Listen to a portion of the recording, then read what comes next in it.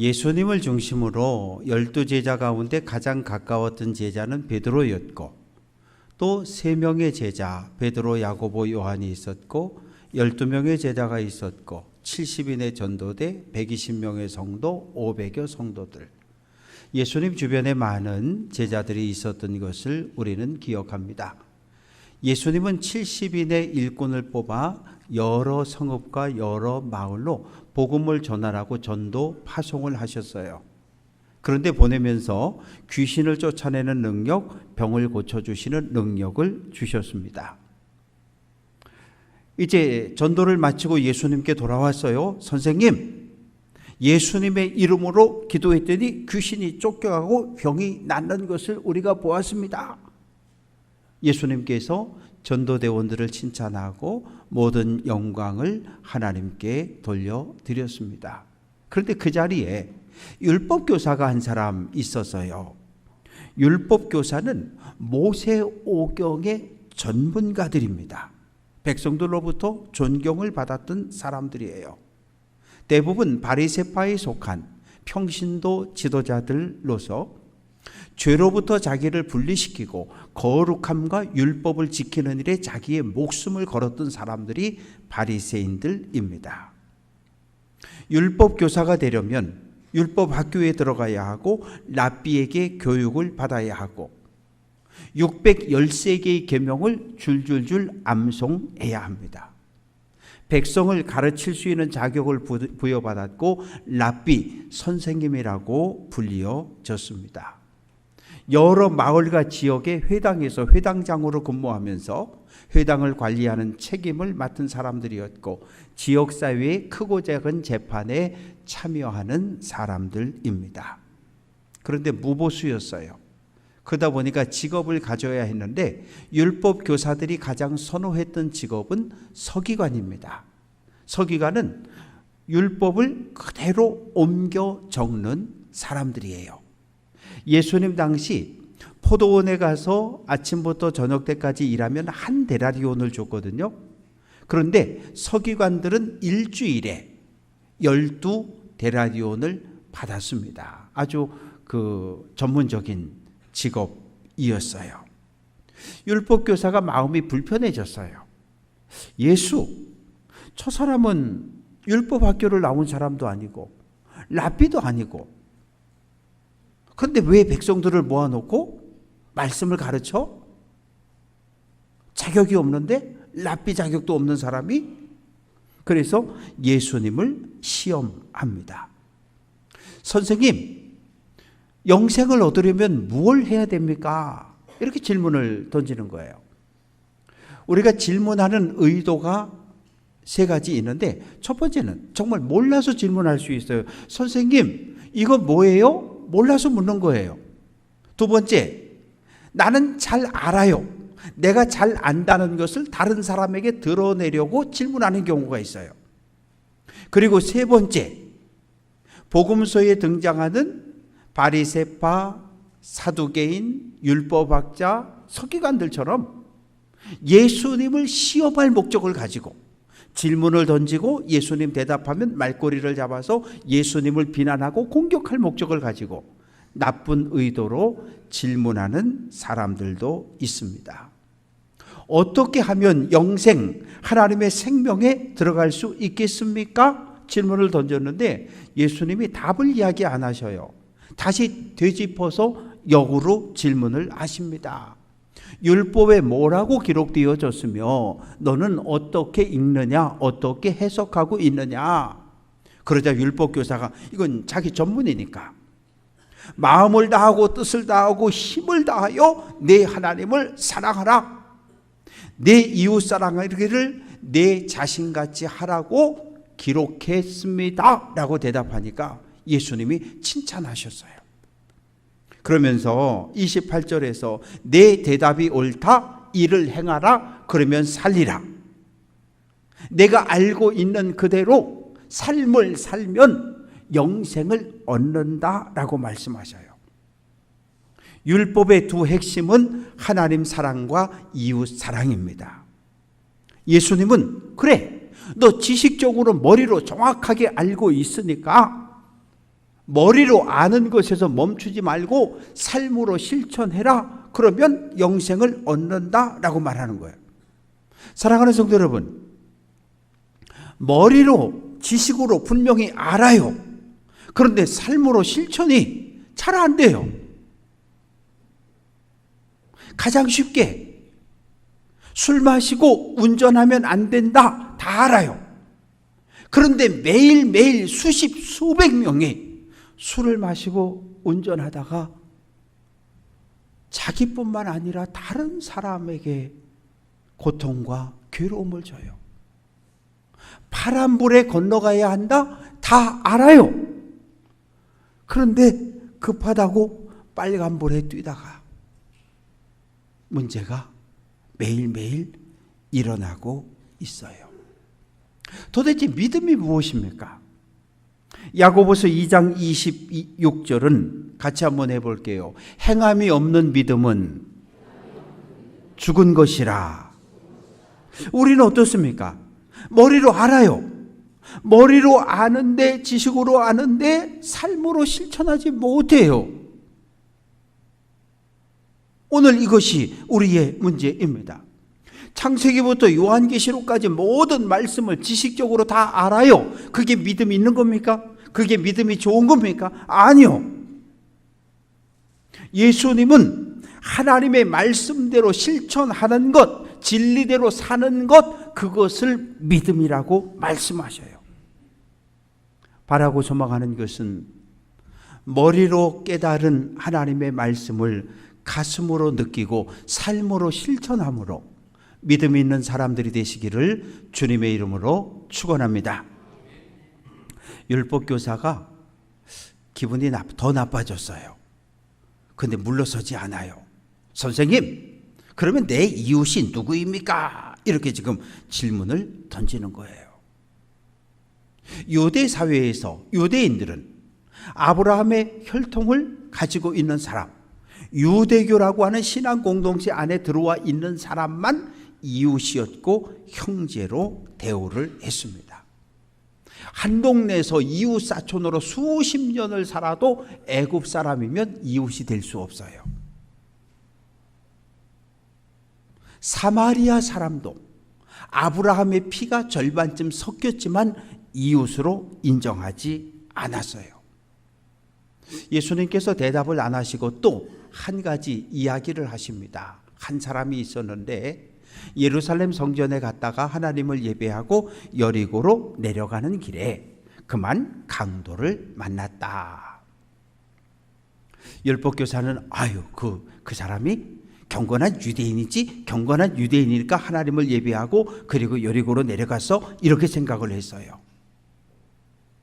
예루살렘 성전은 해발 760m, 그리고 여리고는 지중해 해수면에서 땅속으로 지하로 250m, 그러니까 높낮이가 1000m 정도 나는 거죠.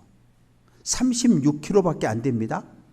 그런데 가파른 골짜기가 만들어져 있어서 골짜기를 따라 올라가고 내려와야 합니다. 아둠밈의 길, 즉 피의 길이라고 불렀어요. 예루살렘에서 여리고로, 여리고에서 예루살렘으로 오르락 내리락 하는 이 골짜기의 이름이 피의 길이에요. 왜? 강도들이 숨어 있다가 순례자들을, 여행자들을 공격해서 죽이고 물건을 약탈했기 때문입니다. 도대체 어쩌다 강도가 되었을까요? 로마 황제에게 세금을 내야 하고 헤롯 가문에 세금을 내야 하는데 그 세금이 너무 과중해서 그 세금을 감당할 수 없어요. 그래서 온 가족이 야반도주에서 산속에 숨어버렸어요. 사업을 하려고 돈을 빌렸는데 돈을 갚지 못해서 노예로 팔려가게 됐어요. 그래서 온 가족이 산속으로 들어갔어요. 산속으로 들어가서 할 수 있는 일이 뭐예요? 아무것도 없잖아요. 천상. 올라가고 내려가는 순례자와 여행객들을 공격하고 죽이고 빼앗는 수밖에 없는 거예요. 또한 반로마 제국의 기치를 높이 들고 무장 투쟁을 벌였던 열심당원들이 있어요. 우리말로 하면 일제강점기의 독립투사들이잖아요. 일제강점기 신문에 보면 독립투사들을 모두 강도, 폭력배 이렇게 표현했거든요. 그래서 유대 사회는 반로마 제국 운동에 앞장섰던 이 열심당원들을 강도라고 불렀습니다. 강도를 만났어요. 옷을 벗기고요, 무차별 폭행을 해가지고 쓰러졌어요. 그리고 그 사람이 가지고 있던 겉옷도 벗기고 하여튼 모든 것을 다 빼앗아서 이제 죽었겠지 하고서 버리고 갔습니다. 강도 만난 사람은 매를 맞고 피를 흘렸고 의식이 가물가물해졌어요. 이제 나는 죽겠다. 스스로 힘으로 아무것도 할 수 없어요. 누군가 도와주지 않으면, 누군가 나를 치료해 주지 않으면 죽을 수밖에 없는 상황입니다. 시간이 지나가요. 많은 사람들이 내려가고 많은 사람들이 올라가는데 아무도 발견하지 못했어요. 왜? 길가가 아니라 풀 속에 던져놓고 갔으니까. 그런데 성전에서 봉사하고 내려오던 제사장이 봤어요. 피 흘리고 쓰러져 있는 사람을 봤어요. 그런데 어떡합니까? 보고 피하여 지나갔다고 이야기합니다. 예루살렘 성전하고 가까운 가장 큰 도시가 여리고성입니다. 그래서 이 여리고성에는 제사장들과 레위인들이 집단적으로 모여서 살았기 때문에 성전에 올라가서 봉사하고 봉사가 끝나면 다시 여리고로 내려와서 기다리는 이런 삶들이 반복되고 있었어요. 제사장은 누구입니까? 다윗왕 시대의 사독, 대제사장 사독의 후손들이 제사장들입니다. 예루살렘 성전에서 하나님 앞에 제사를 드리고 백성들의 죄를 끌어안고 하나님 앞에 나아가 중보의 기도를 드리는 사람들. 그런데 보고 피하여 지나갔어요. 피하여 지나갔다. 이 말은 이쪽 풀숲에 쓰러져 있는데 쓰러져 있는 이곳에서 가장 먼 반대쪽 길로 내려갔다는 이야기입니다. 어떻게 제사장이 그럴 수 있어요? 제사장은 아마 죽었다고 생각했던 것 같아요. 레위기 21장 1절은 제사장은 죽은 자를 만짐으로 스스로 더럽히지 말라. 제사장은 하나님을 예배하는 사람입니다. 제사하는 사람입니다. 평소에도 경건한 삶을 살아야 해요. 사람이 죽었는데 그 시체를 만지면 제사장도 일정 기간 부정해져요. 부정해졌을 때 성전 봉사의 부름을 받으면 올라갈 수가 없잖아요. 그래서 죽은 줄 알고 그냥 지나갔습니다. 율법교사가 고개를 끄덕끄덕거립니다. 그렇지, 제사장님인데 당연히 그러셔야지. 거룩한 분인데 하나님을 예배하는 분이니까 그럴 수 있어. 고개를 끄덕끄덕거립니다. 사랑하는 성도 여러분, 그러면 안 되잖아요. 남들이 보지 못하는 걸 보는 것, 그건 은사예요. 남들이 보지 못하는 것이 내 눈에 보였으면 은사입니다. 뭐 하라고? 청소하라고, 치우라고, 도우라고. 그러나 제사장은 보았지만 피하여 지나갔습니다. 이번엔 레위인이 내려옵니다. 피 흘리며 쓰러진 사람을 보았어요. 레위인은 누굽니까? 예루살렘 성전에서 제사장을 도와서 예배를 돕는 구별된 사람이지요. 신음소리가 들려요. 그러나 가까이 가지 않습니다. 제사장과 똑같이 보고 피하여 지나갔다. 보긴 봤지만, 신음소리를 들었지만 쓰러져 있는 그곳에서 가장 먼 쪽으로 그냥 지나가 버립니다. 종교 지도자들, 거룩한 삶에 목숨을 걸었던 사람들, 죄와 자기 자신을 분리시켰고 부정한 것을 멀리했던 사람들, 문자로 성경에 기록되어진 정결법은 지켰는지 모르지만 율법은 허락한 하나님의 뜻을 깨닫지 못한 사람들입니다. 하나님이 왜 우리에게 율법을 주셨습니까? 하나님은 고난당한 사람을 도와주라고, 쓰러진 사람을 일으켜주라고, 신음하는 사람을 일으켜 치료해 주라고 우리에게 율법을 주셨어요. 하나님의 말씀은 생명을 살려라, 쓰러진 사람을 도와줘라, 구원해라, 이런 말씀으로 가득한데 정결법을 지키겠다고 쓰러진 사람을, 죽어가는 사람을 그냥 두고 지나가 버렸습니다. 사마리아 사람이 내려가다가 보았고 들었어요. 33절, 그를 불쌍히 여겼다. 불쌍히 여겼다라고 하는 이 단어를 우리가 쓰는 단어로 바꿔보면 애간장이 끊어진다는 표현이에요. 우리는 언제 애간장이 끊어진다는 표현을 사용합니까? 아이가 아파요. 열이 39도 40도 펄펄 끓고 엄마 나 아파, 아빠 나 아파, 너무너무 힘들어. 그러면 그 곁에서 엄마는, 부모는 밤을 지새는 거예요.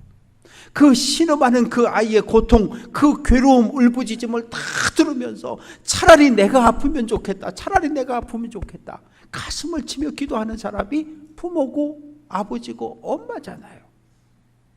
그게 불쌍히 여기는 마음이에요. 마치 내가 강도를 만나서 피 흘리고 쓰러져 있는 그 아픔을 그대로 공감해 주는 거예요. 비명소리, 신음소리를 듣고 얼마나 아플까? 얼마나 아플까? 온전히 느끼는 거예요. 달려갔습니다.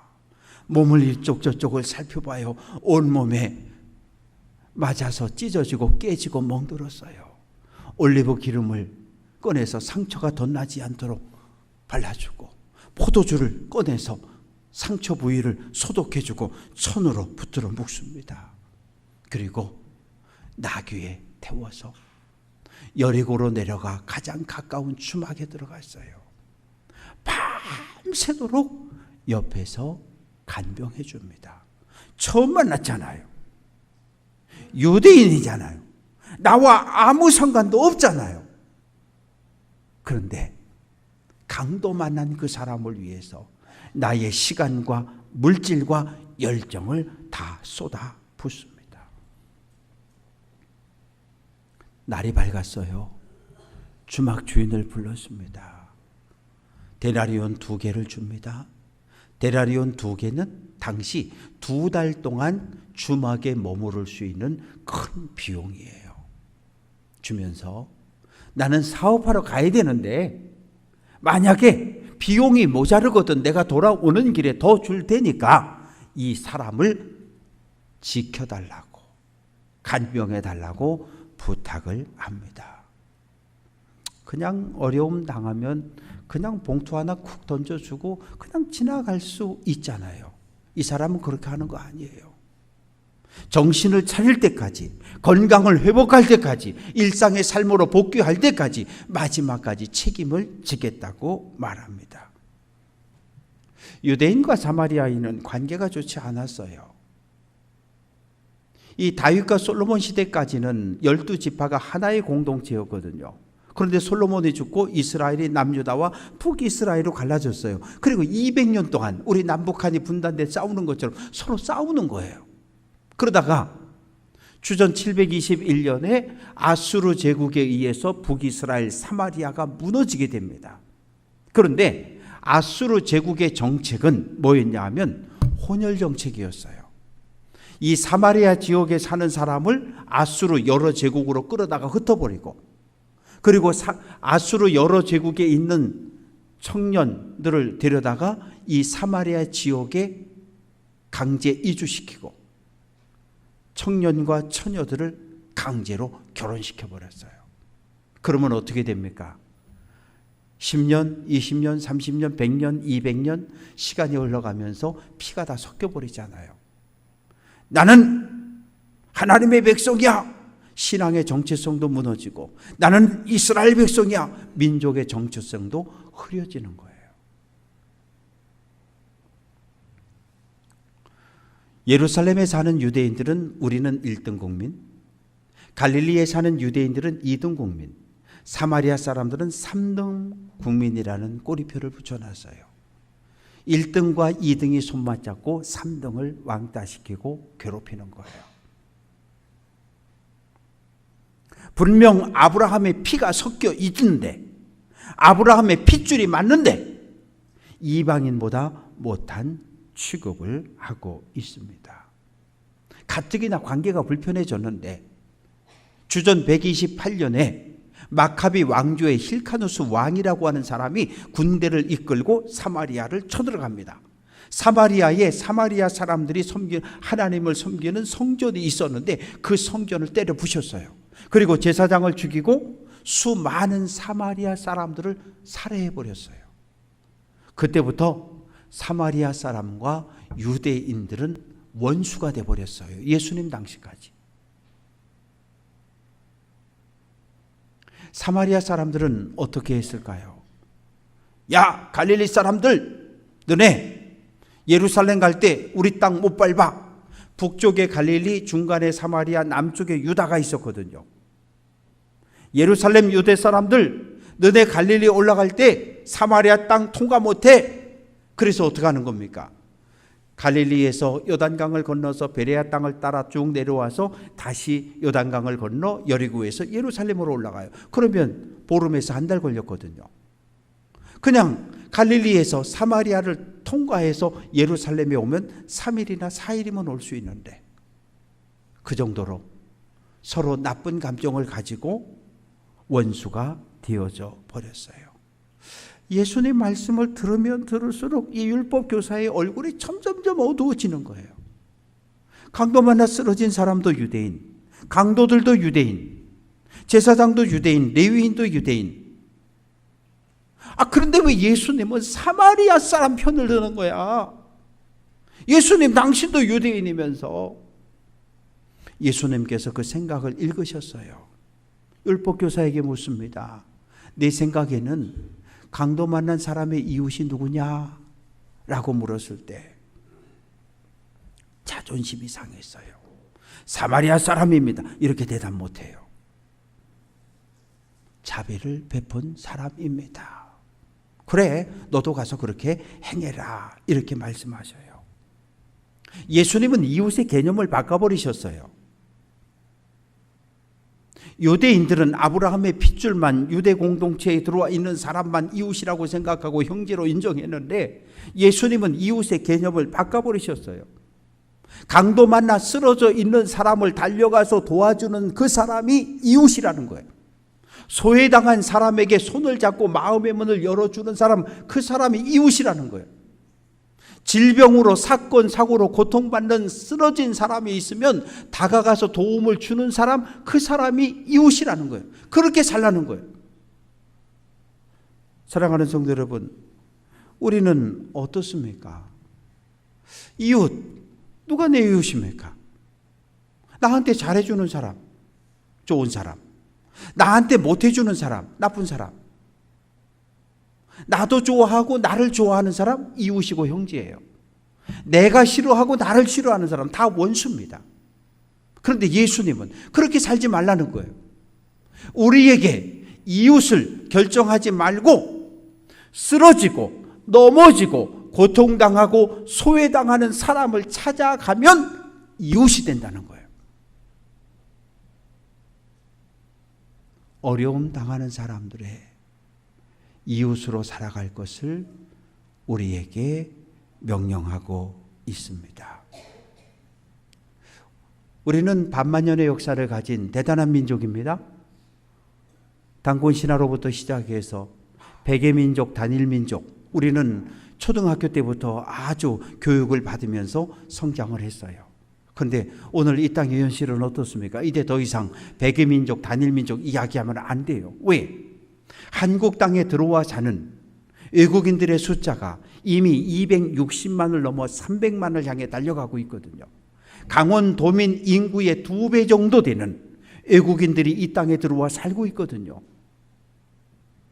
취업 때문에, 유학 때문에, 결혼 때문에 우리 지역에 들어와 살고 있는 다문화 가족들, 그들은 분명 우리 사회에서 약자입니다. 약한 사람들에게 손을 내밀어 도와주라는 거예요. 그러면 이웃이 된다는 거예요. 어렵게 목숨 걸고 북한 땅을 탈출해서 중국을 거쳐서 어렵게 우리 땅에 들어와 살고 있는 탈북, 북한 이탈 주민들이 있잖아요. 그들은 분명 이 사회 속의 약자입니다. 우리 사회에서 가장 힘겨운 삶을 살아가고 있는 사람들, 그들도 약자입니다. 약자들, 소외된 사람들, 질병으로 고통받는 사람들에게 다가가서 이웃이 되어 주라는 거예요. 이것이 우리를 향한 예수님의 명령입니다. 사랑하는 성도 여러분, 남들이 보지 못하는 것을 보는 믿음의 눈이 열려지시기를 주님의 이름으로 축원합니다. 남들은 듣지 못하는 신음소리, 고통소리, 아픔소리를 들을 수 있는 믿음의 귀가 열려지시기를 주님의 이름으로 축원합니다. 보고 들었으면 뭐 어떻게 해요? 예수님의 마음으로 다가가 섬겨야 해요. 이웃이 되어 주어야 해요.